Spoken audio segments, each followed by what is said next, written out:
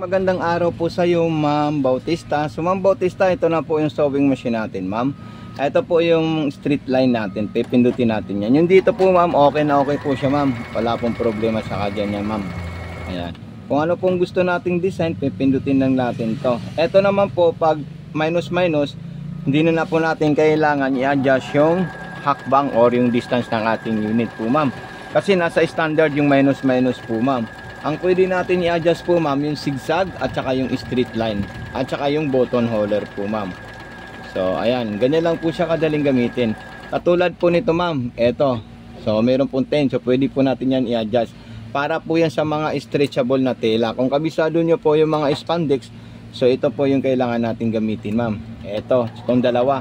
Eto naman po yung pang aging. Eto naman po yung pang piping. Etong pang aging, ginagamit po yan sa mga laylayan. Okay, so ito naman pong pang piping, pag kayo po ay magtutupi at idudouble lock nyo po yung tela. So yun po yung kailangan nyo gamitin, Ma'am.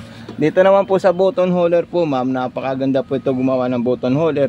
Basta ibababa nyo lang po yung bakal sa ilalim. So ayan po siya, Ma'am. Hindi ko na po yan bibitawan po, Ma'am, ha? Ayan. Tapos i-reverse natin siya kasi matik na po siyang aatras po, Ma'am.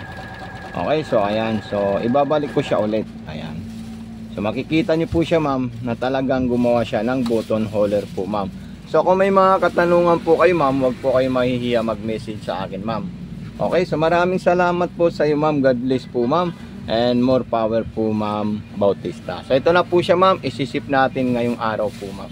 Thank you po sa pagtitiwala sa Mato Sewing Machine.